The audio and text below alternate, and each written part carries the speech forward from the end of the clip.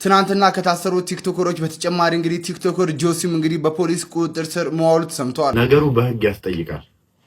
ይሄን ቪዲዮ አይተና እንዴ እንመለስ። በእለቱ የተመቸ የሶስት ሰዎች አለባበስ ከሴቶችም ከወንዶችም ሶስት ጥራልኝ። ከሴቶች ጆሲ ወደድክም ጠላህም ተሳክቶላል።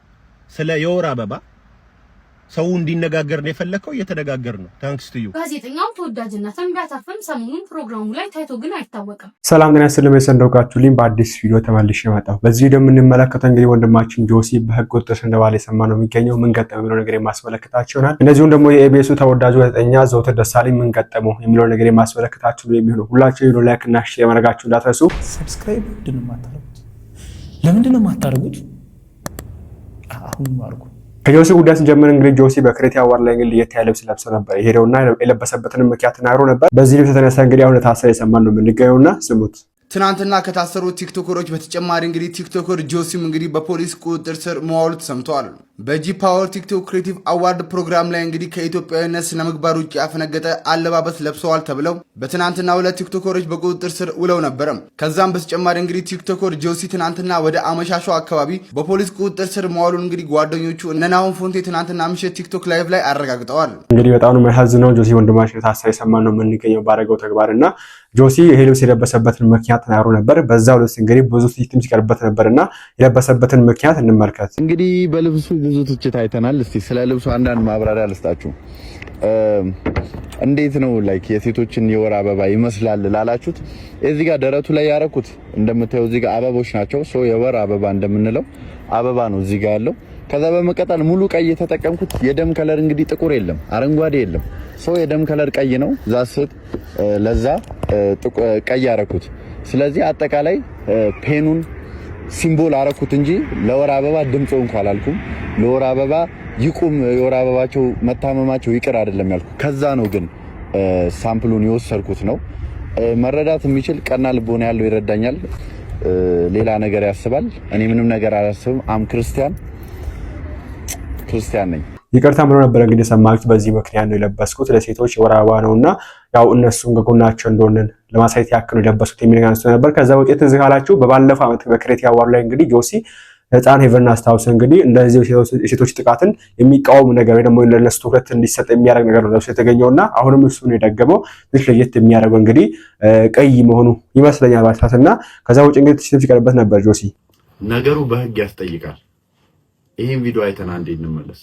በእለቱ የተመቸ የሶስት ሰዎች አለባበስ ከወንዶችም ሶስት ጥራልኝ። ከሴቶች ጆሲ እንግዲህ ቤተሰቦች ቪዲዮ እንዳያችሁት ነው። እኔ ወንድ ልጅ ነኝ፣ ሴት አይደለሁ። ትልቅ ሚዲያ ላይ የማይጠበቅ ነገር ነው ያየሁት። በ48 ሰዓት ውስጥ ይሄ ቪዲዮ ወርዶ የይቅርታ መግለጫ ካልሰጣችሁኝ ነገሩን ወደ ህግ እንደምወስደው ላሳስብ ወዳለሁ። በዚህ መንገድ እንግዲህ ተጅቶ የነበሩ ሰዎችን በህግ ጠይቃለሁ ያለ ነበር። በህግም ሳይጠይቅ እንግዲህ ወደ እስር ቤት እንደገባ የሰማን ነው የምንገኘው። በነገራችን ላይ በክሬቲቭ አዋርድ የተያሉ ልብስ ለብሰው የተገኙ ሰዎች አሉና ልብስ ጀመር ያሳስራሉ የሚለው ነገር ከመታችን በፊት ተመልከቱ። በአዋርዱ ላይ የተለያዩ አለባበሶችን ተመልክተናል። በተለይም ደግሞ የኢትዮጵያን ባህል ከማስተዋወቅ እንዲሁም ደግሞ ድንቅ የሆነ አለባበስን የለበሱ ሰዎች እንግዲህ እስከ መሸለም ድረስ የደረሱበት አስገራሚ የሆነ አለባበሶችን ተመልክተን እንደነበረ የሚታወስ ነው። በተለይም ደግሞ ኢትዮጵያዊነትን እንዲሁም ደግሞ የኢትዮጵያን ባህል ከማስተዋወቅ አንጻር በርካታ አለባበሶችን ተመልክተናል። የተሸለሙ ሰዎችም እንደነበሩ የምናስታውሰው ነገር ነው። እንደዚህም ደግሞ በህግ የሚያስጠይቁ በተለይም ደግሞ በህዝቡ ዘንድ ከፍተኛ የሆነ ቁጣን ቀስቅሰው የነበሩ አለባበሶች እንደነበሩም የሚታወስ ነገር ነው። የቲክቶክ አዋርድ ከመደረጉ አንድ ሳምንት ቀደም ብሎ ጉማ አዋርድ ተደርጎ እንደነበረ የሚታወስ ነገር ነው። በዛ ወቅትም እንግዲህ እጅግ በጣም መነጋገሪያ የነበረ አንድ ክስተት ነበረ። በአዋርዱ ላይ ተጋብተው የነበሩ እንግዶች እንግዲህ አለባበሶች ባህሉን እንዲሁም ደግሞ ኦዲየንስን ጭምር አይመጥንም ተብሎ የታገመቱ አለባበሶች ከበር ጭምር እንግዶች ተመልሰው እንደነበረ የሚታወስ ነገር ነው። የቲክቶክ ክሬቲቭ አዋርድ አዘጋጆችም እንደዚህ አይነት ኃላፊነቶችን መውሰድ እንዲሁም ደግሞ እንደዚህ አይነት ነገሮችን ማድረግ ነበረባቸው የሚሉ ሰዎችም እየተበራከቱ ነው የሚገኙት። ያው የኛ ሀገር ችግር እንግዲህ ከውጪ የምንመለከታቸው ነገሮች እንደዚሁ እንዳሉ እንደዚሁ አብረን የምናወርዳቸው እንደዚሁ እንዳየነው እንትን የምናወርዳቸውና ችግሩ እሱ ነው። እኛ ጋር ላይ መጥናን አይመጥንም፣ ባህል አለ፣ እሴት አለ፣ ከዛ ደግሞ ሃይማኖት አለ። ይሄ ነገር ይጻራው ሲያጻረኝ ነው አንመለከትም። ያየነው ነገር ሁሉ ካላመጣን ብለን ስግጥ ስለምን ነው ችግር የሆነ የሚገኘውና ልብስ ያሳስራል ወይ ፈለኩ ልብስ ከለበስኩ ሰው ምን አገባው የሚል ሰውም አለና ስሙት። ይሄን ነገር አለባበስ ወይም አፒራንስ ለእስር ይዳርጋል ወይ ደግሞ ከህግ ያጋጫሉ የሚለው ነገር ላይ ያወራንበት ባለበት ሁኔታ እንግዲህ የተሰማ ዜና ልንገራችሁ ወደ አፍጋኒስታን አካባቢ ከዘራው የምትመለከቷቸው 4 ወጣቶች እንደምትመለከቱት የፒኪ ብላይንደርስ ልብስ አለባበስ ፒኪ ብላይንደርስ ማለት ያው ፊልሙን ካወቃችሁት ኦር ደግሞ በ1900ዎቹ መጀመሪያ አካባቢ በእንግሊዝ ውስጥ የነበሩ ጋንጎች ናቸው ደግሞ ቡድኖች ናቸው እነዚህ ማለት ነው ፒኪ ብላይንደርስ ይባሉና የነሱን አለባበስ በመልበስ ታሊባን ውስጥ አፍጋኒስታን ሲንቀሳቀሱ የነበሩ ወጣቶች ታሊባን በቁጥጥር ስር አውሏቸዋል። እንዴት ለምን በቁጥጥር ስር አውሏቸው የሚባለው ነገር ሲነገር እንዴት መሰላችሁ ባህልን በመበረዝ ወር ደግሞ የሌላ ሀገር ባህልን በማምጣት ወደ አፍጋኒስታን ባህል ለመበረዝ በመሞከር በሚል ነው የተያዙት። እንግዲህ የምትመለከታቸው ከዚህም በተጨማሪ ኢስላሚክ ቫልዩ ነው ደግሞ የእስላሚክን እንትን ምንድነው የሚባለው ኖርም ወር ደግሞ ይሄ ቱፊትን ይንቃሉ ደግሞ ያበላሻል የሚል አለባበስ ስለለበሱ ታሊባን በቁጥጥር ስር አውሏቸዋልና በአሁኑ ሰዓት ላይ ፐብሊክሊ ወር ደግሞ በናሽናል ቴሌቪዥን ይቅርታ ጠይቀው ከዚህም በተጨማሪ ደግሞ ሪፔንት እንዲያደርጉ ወር ደግሞ ንስሐ እንዲገቡ የተደረጉ እንደሆነ የተነገረው። ከዚህም በተጨማሪ ወደ ሪሃቢሊቴሽን ሴንተር ወር ደግሞ ይሄ ማገገሚያ ቦታ ለማስገባት ቢካዝ ይሄ በጣም ትልቅ የባህል መመረስ ተደርጎ የሚታሰበው በእና አፍጋኒስታን በኩልና ወደ ማገገሚያ ሁሉ እንዲገቡ እንደተደረገ ነው የሰማ የምንገኝ። ከዚህ በተጨማሪ ይታሰራሉ፣ ይደበደባሉ፣ ምናምን ቶርቸር ይደረጋሉ ይባል ነገር አልሰማንም። በዚህ ጉዳይ ላይ ወደ ሪሃቢሊቴሽን ሴንተር ይገባሉ ይባሉና አንዳንዴ እንደዚህ ነገሮች እንዳይፈጠሩ መጀመሪያ እንትኖቹ መቀመጥ አለባቸው። ገባቸው ለምሳሌ ኖርሞች ወይ ደግሞ በዚህ መንገድ ያሉ ነገሮች ከህግ ይወጡና ከማህበረሰብ ይወጡ እስከሆኑ ድረስ መቀጣት አለባቸው ብለው የሚቀመጡ ነገሮች አሉ። እንደዚህ ኢቨንቶች ሲዘጋጁ ቬኖች ሲዘጋጁ ድሬስ ኮድ ወይ አለባበስ እንደዚህ አይነት ልብሶች ነው የሚፈቀዱት። ለምሳሌ ቤስት ድሬስ ተብሎ የሚሸለም ከሆነ የተሸለመው ሰው የባህል ነገር ከሆነ የሚለብሰው ኦፍ ኮርስ ባህላዊ ነገር መለበስ አለበት። እንደዛ አይነት ነገሮችን ፕሮሞት መደረግ አለባቸው። ድሬስ ኮዶች ይሄን ካለበሳችሁ አገቡም ይሄን ካለበሳችሁ ብቻ አንገቡት የሚሉ ነገሮች ማለት ነው። ተዛጊዎች መውጣት አለባቸው ተስፋ አደርጋለሁ። ያው ሲሆነው ሆኖ አሁን ላይ እንግዲህ ጆሲ ታስራልና ይሄን ነገር የሚቃወሙ ሰዎችም አሉ። እነዚህ ልጆች ለምን ይታሰራሉ ብሎ ከሚቃወሙ ልጆች ማለት እንግዲህ አንዷ ጆርዲ ናት። እንደ ህዝብም እንደ መንግስትም ፕራዮሪታይዝ የምናደርገው ነገር በጣም ነው የሚያስቀው። ጦርነትን ሽፋን አድርገው እናቶችና ህጻናት ሳይቀር የደፈሩ ወታደሮችን በቁጥጥር ስር አውሎ ለህዝብ ሳያቀርብ ማለት ነው የሆነ አይነት አለባበስ የለበሱ ሰዎችን አሰር ያለው ምናምን ብሎ መንግስት እያወራ ነው። በአሁን ሰዓት ላይ የሚያንገበግበው ነገር እሱ ነው። እንደ ሀገርም እንደ ማህበረሰብም አንገብጋቢው ጉዳያችን ያ ነው። በየገጠሩ ህዝብ በረሃብ በድርቀት በጦርነት እያለቀ ኮሪደር ልማት ተብሎ ማይሆንም አይነት ገንዘብ ወጥቶ ያው ቱሪስት ነው ቱሪዝም አትራክት ያደርጋል ምናምን ተብሎ በቃ ጀስቲፋይ ተደርጎ ይሄው አለን። እንግዲህ ስንት ሰዎች ከቤታቸው ከመኖሪያቸው ከቢዝነሳቸው ተፈናቅለው ማለት ነው። ትምህርት ሚኒስተራችን ባለፈው መጣና ከለር ዴ ካልቸር ዴ ክሬዚ ዴ ምናምን ማክበር አይቻልም ባህላችንን እንትን አይልም ምናምን ብሎ ፖሊስ ያወጣው ምናምን አለ። ትምህርት ሚኒስተር በአሁን ሰዓት በጣም ሊያሳስበው የሚገባው ጉዳይ በጦርነት የፈረሱት ትምህርት ቤቶች ናቸው። ባለው አለመረጋጋት ምክንያት ወደ ትምህርት ቤት ወደ ዩኒቨርሲቲ መሄድ የማይችሉት ተማሪዎች ናቸው። 70% በላይ የሚሆኑ የገጠር ክልል ውስጥ ያሉት ተማሪዎች ክሬዚ ዴ ከለር ዴ ምናምን የሚያውቁት ነገር የለም።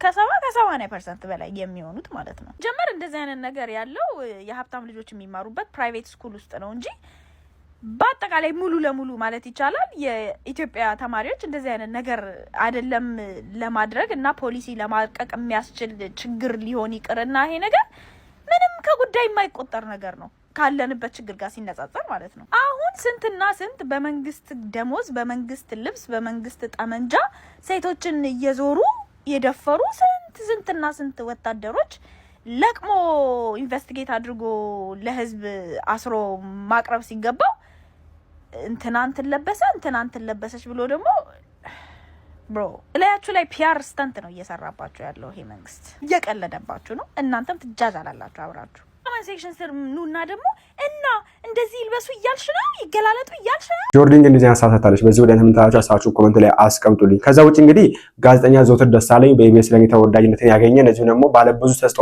ጋዜጠኛ ነው። ብዙዎች የሚወዱት ብዙ ልዩ የሆነ ተስጦች ያሉት ጋዜጠኛ ነውና አሁን እንግዲህ ታስሮ እስር ቤት ምንድነው አሁን እንግዲህ ከኢቢኤስም እንደወጣ የሰማን ነው የምንገኘውና እንመልከት እስቲ። ጋዜጠኛው ተወዳጅነትን ቢያተርፍም ሰሞኑን ፕሮግራሙ ላይ ታይቶ ግን አይታወቅም። በተለይ የተለያዩ የውጭ ሀገር ዜጎችን እንግዳ አድርጎ የሚያቀርብበት ፕሮግራሙ ተወዶለት ነበር። ነገር ግን ከቅርብ ጊዜ ወዲህ አይተናው አናውቅም። የት ሄዶ ይሆን? እሱም የነራኬብና የመቅደስ ዕጣ ገጥሞት ይሆን ወይ? ኢቢኤስ ለምንድን ነው ጋዜጠኞች የማይበረክቱለት? አብዛኞቹ ደግሞ ከኢቢኤስ ቲቪ ሲለቁ ወደ አባይ ቲቪ ያመራሉ። ምክንያታቸው ምን ይሆን? ሰሞኑን የአብዛኞቹ ሰዎች ጥያቄ ነው። እስቲ እናንተ እያንዳንዱ ሰራተኛ ከኢቢኤስ የሚለቅበት ምክንያት ምን ይሆናል ብላችሁ ታስባላችሁ? በጣም ነው የሚያሳዝነው። እንግዲህ ጋዜጠኛ ቅድም እንዳልኳችሁ ባለብዙ ተስጦ ጋዜጠኛ ነውና ብዙ ችሎታ አለው። በጣም አስደናቂ የማይገመቱ የዳንስ ብትሉ የምን ብትሉ ችሎታ ነበረው። ነገር ግን እንግዲህ ኢቢኤስ ላይ ብዙም ሳይቆይ እንደወጣ እየሰማን ነው የምንገኘው። ደግሞ ከቲቪ ላይ እንደጠፋ ያለ ምንም ምክንያት እየሰማን ነው የምንገኘውና ያው ብዙ ጊዜ ከኢቢኤስ ቲቪ ላይ ጋዜጦች የሚለቁበት ምክንያት ምንድነው? አቅራቢዎች ሾው የሚሰሩ ሰዎች የሚለቁበት ምክንያት ምንድን ነው ስንመለከት እኛ ሁላችንም የምናውቀው አንድ ምክንያት አለ። እሱም የማህተም ምክንያት ነውና ብዙዎቻችን የምናውቀው ተመልከቱ እስቲ። ዘወትር ደሳለኝ እንደ ሌሎች የሥራ ባልደረቦቹ ኢቢኤስ ሊለቅ ነው። ተደጋጋሚ ጊዜ የመልቀቂያ ደብዳቤ ሲያስገባ ቢቆይም አንዴ በገንዘብ ሌላ ጊዜ ደግሞ በክስ እያስፈራሩ አብሯቸው እንዲቆይ እያስገደዱት ነው። ጉዳዩን ከውስጥ በደረሰን መረጃ መሰረት ዘርዘር አድርገን ወደ እናንተ እናደርሰዋለን። ዕለት ከዕለት የኢቢኤስ ቴሌቪዥን ተወዳጅ ፕሮግራም አቅራቢዎች ኢቢኤስን እየለቀቁ ያሉበትን ትክክለኛ ምክንያትም ልናስደምጣችሁ ወደናል። ለውስን ደቂቃዎች አብራችሁን ስትዘልቁ ኢቢኤስ ቴሌቪዥን ያለበትን ውጥንቅጥ ነግረናችሁ የዘወትር ደሳለኝን የሥራ መልቀቅ ፍላጎትና ለምን ኢቢኤሶች ሊለቁት እንዳልቻሉ አብራርተንላችሁ የተወዳጅ አቅራቢዎች ኢቢኤስን መሸሽ ትክክለኛ ምክንያት ምንድነው ብለን ለጠየቅነው የተሰጠንን እውነተኛ ምላሽ እንነግራችኋለን። ቪዲዮውን ላይክ እያደረጋችሁ አብራችሁን ዝለቁ። ስራ በመልቀቄ የሚያስደስተኝ ነገር ከዚህ በኋላ ቅዳሜን ከሰዓት ለመስራት ወደ ስቱዲዮ አልገባም ማለት ደግሞ ማተቤን አላወልቅም ማለት ነውና እሱ ያስደስተኛል። ከዚህ በኋላ ውጣት በለው እንዲወጣ አድርገው አይነት ነገር እንደጀመሩ ገባኝ። ማለት የማይገባቸው ነገር ናቸው ወደኔ እየደረሱልኝ የነበረው። ግን ስራዬን አክብሬ እየሰራው ነበረ። እንግዳም እየመጣ ነበረ። በመሃል ሳይነገረኝ ፕሮግራሙ ቆመ። ውሳኔው በጣም ያጭር ጊዜ ነበር። ምናልባት ቅጽበታዊ ነበር ማለት ያስችላል። ያቺ ቅጽበት በቃ ሞዶን ቤት አልመለስም ብዬ ነበር የወጣሁት። እንደምትመለከቱት ነው እንግዲህ በተለያዩ ምክንያቶች ሰዎች ይለቃሉና ጋዜጠኛ ዘወትርም እንግዲህ ብዙ ጊዜ መልቀቂያ ደብዳቤ እንዳስገባ ነው እንደሰማ የምንገኘውና ተወዳጅ ጋዜጠኛ ነበር። እናንተስ ምን ታያላችሁ? ያው እንደተለመደው እንግዲህ በአባይ ቲቪ ብቅ ብለን እናስባለን። ብዙ ጊዜ እንደሚታወቀው ከኢቢኤስ የሚወጡ ጋዜጠኞች ወደ አባይ ቲቪ ይጓዛሉና እኛው እስቲ እናንተ በዚህ ጉዳይ ታሻሳችሁን አስቀምጡበት። በጆሲ ጉዳይ እንግዲህ ጆሲን ደግፎ የቆማንድ ወዳጃችን አለና እንመልከት እስቲ። ስለ ቲክቶከር ጆሲ እናውራ ዛሬ። ኦኬ ባላየ ለማለፍ በጣም ሞክሬያለሁ። ተገድጄ ነው የመጣሁት። ባይዘው የሴት ልጅ አባት ሲያሾፍበት አየሁ። ትልቅ ሚዲያ ትልቅ ፎሎወር ያላቸው ሰዎች ሲሳለቁበት አየሁ። አርቲስት ሚዲያ ላይ ቀርበው ሲስቁበት አየሁ። ዘገነነኝ ዘጋኝ ዘግንኖም ዘግቶም አላባራ። ይኸው ለቪዲዮ መጥቻለሁ። ለጆሲ ለዮኒ ማኛ ለቴዲ ሐዋሳ እና ይሄ ማንቸስተር ዩናይትድን በመደገፍ የሚታወቀውና አዋርድ የሰጣችሁት ለምን ራሱ አዋርድ እንደምትሰጡ ላይክ መቼስ ዘንድሮ ቅንቅን መሆን ነው የሚጠበቅበት አዋርድ ለማግኘት።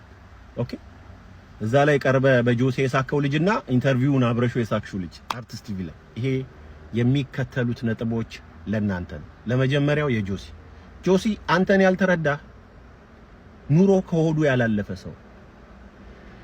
ኦኬ አንተ ከወድህ አልፈ ኦፒኒየኔትድ የሆንክ ሰው ነህ። ሲቪላይዝድ የሆንክ ማን ነህ? ኦኬ ሲቪላይዝድ የሆኑ ሰዎች አንዱ መለያቸው አንዳንድ መድረኮች ላይ አንዳንድ ቶፒኮችን ለማምጣት ይፈልጋሉ። ባለባበሳቸው ይገልጹታል። በነገራችን ላይ ወደድክም ጠላህም ተሳክቶልሃል። ስለ የወር አበባ ሰው እንዲነጋገር ነው የፈለከው፣ እየተነጋገር ነው። ታንክስ ቱ ዩ ሚሽን አኮምፕሊሽ። ታም ኦኬ ማንስትሬሽን እኔ በግሌ ልንገር እግዚአብሔር ስለመኖሩ የማረጋግጥበት አንዱ ምክንያት ማንስትሬሽን። የማንስትሬሽንን ሳይንስ ጠጋ ብሎ ላየው ዩ ጀስት ሲ ሚራክል። ማንስትሬሽን አለማየት ነው ፕሮብሌሙ። ኦኬ ማንስትሬሽን ጸጋ ነው። ማንስትሬሽን ጤንነት ነው። ኦኬ ማንስትሬሽን ሰውን ለማሸማቀቅ የምትጠቀመው ቅጽል አይደለም። ኦኬ ማንስትሬሽን ሰው አቴንሽን ጋር እንዲመጣ አሁን አንተ ከህመሙ አንፃር ያለውን ነገር አያክኖሌጅ ዛት ብለህ ሶሊዳሪቲህን ያሳየው ከህመሙ አንፃር። ሌላው ደግሞ ከፋይናንሱ አንፃር መጥቶ የማንስትሬሽን ወጪ የሚያሳስብ ነው ሊል ይችላል። ቢኮዝ የሚያሳስብ ስለሆነ ማንስትሬሽን የሚፈልገውን ግብአቶች ፓዶች ምናምን ለመግዛት አቅሙ የሌላቸው ሴቶች ስንቱ ናቸው ከትምህርት ቤት የሚቀሩት? ሶ ማንስትሬሽን ፋይናንሻሊ ራሱ ኮስቱ አይ ሃቭ ኤ ሶሊዳሪቲ ዊዝ ዛት። ብሎ ደግሞ የሚመጣ ሰው አለ። ኦኬ ሶ ሲቪላይዝድ ስትሆን እንደዛ ነው የምትሆን። ፋሽን አንዱ ጥቅሙ አመለካከትን የምታንጸባርቅበት ትልቅ መድረክ ላይ ለብሰህ የምትመጣው ከኋላው ትርጉም ሊኖረው ይገባል። ያንን ነው ያረከው። ይሄን ያልተረዳ ሰው ከሆዱ ህይወቱ ከሆዱ ያላለፈን እስከበላ ድረስ ምንም ለማለት ወደኋላ የማይል ሰው ብቻ ነው አንተን የማይረዳ እንጂ ስልጡን ሰው ሲቪላይዝድ የሆነ ሰው ይረዳሃል። ኦኬ ሶ ሚሽን አኮምፕሊሽ I really appreciate that. ኦኬ ፓም ወደ ዮኒ ማኛ ልምጣል። ጆሲ ማንስትሬሽን ብያለሁ ካሁን በኋላ አልከው። ማንስትሬሽን ባንተ ቤት ቅጽል ስም መሆኑ ነው። የ13 የ14 የ15 ዓመት ልጅ መታ ለመጀመሪያ ጊዜ ከትምህርት ቤት እየሮጠች ቢኮዝ እንደዛ ነው ፋክቱ ባይዘው ለመጀመሪያ ጊዜ ሲያዩ ኢምባራስ ይሆናሉ። ሰው እንዳያይባቸው ይሆናሉ። ችግር እንዳለባቸው አድርገው ነው ሰው የሚያስረዳቸው ሰዎች ይፈልጋሉ። ኦኬ ሶ እቺ ልጅ ሴት ልጅ አለ ለመጀመሪያ ጊዜ እያየች የሮጣ አንተ ጋር መጣች እንበል ነው የምትላት። ጆሲ የወር አበባ አልከው ማለት ልጅ እንደዛ ሆና ስትመጣ አሾፍክባት ማለት that's who you are። ያ ማን እንደዛ አይነት ሰው ምን አይነት ሰው ደደብ አባት ነው እንደዛ አይነት። ኦኬ ሶ that's what you are doing። ጤነኛ አባት ከሆንክ ግን this is ይሄ ነው this is healthy this is እንደዚህ ስለሆነ ነው ይሄ እንደዚህ ስለሆነ ነው ብለህ አክሰፕት እንድታረገው ፖዚቲቭ በሆነ መንገድ አክሰፕት እንድታረገው ታረጋለህ። አሁን ጆሲ ላይ ባረከው ነገር ግን ልጅ ላይ ታሾፋለህ ማለት ከእንደዚህ አይነት እኔ አንዳንድ ጊዜ ባሎችን አይና ባይዘው ሴቶች ግን ከወንድ ምንድነው የሚፈልጉት ይላል። አንዳንድ ወንድ ስታየው ይሄ ሰውዬ እንዴት ነው አባቴ ሆኖ ይሄ ሰውዬ እንዴት ነው ባል ሆኖ የሚያስብል ወንድ አለ ባይዘው። አንዳንዱ ማንስትሬሽንን እንደ ስድብ የሚያይ ወንድ እንዴት ነው የሴት ልጅ አባት መሆን የሚችለው? እንዴት ነው ባል መሆን የሚችለው? በሌላ አነጋገር ደደብ እንዴት ነው ባል ሊሆን የሚችለው? አይ ዶንት ኖ። ቴዲ ዋሳ አንድ ቪዲዮ ላይ ምን አየው? ማንስትሬሽን አጀንዳ ነው ወይ? ማን ልበስ አለ? ማን ስለ ማንስትሬሽን አወራሃለ? አጀንዳ ነው?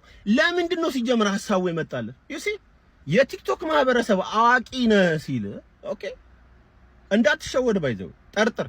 የቲክቶክ ማህበረሰብ ከሁለት መስመር ጽሁፍ በላይ ማንበብ የሚችል ማህበረሰብ የለም።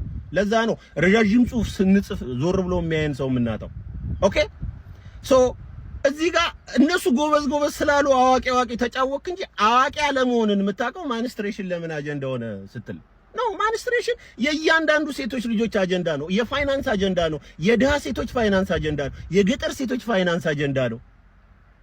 ኦኬ ሴቶች ራሱ የሆነች ነገር ሲማሩ ፖዚሽን ሲያገኙ የሚመጣላቸው የፕሮጀክት ሐሳብ ራሱ ማንስትሬሽን ወጪውን ማንስትሬሽን ኮስቱን ለአቅም ለሌላቸው ሴቶች እንዴት ነው ከዚህ ነገር ትንሽ እንኳን ልንቀንስላቸው የሚችል የሚል ፕሮጀክት ላይ ነው ሲንደፋደፉ የምታያቸው።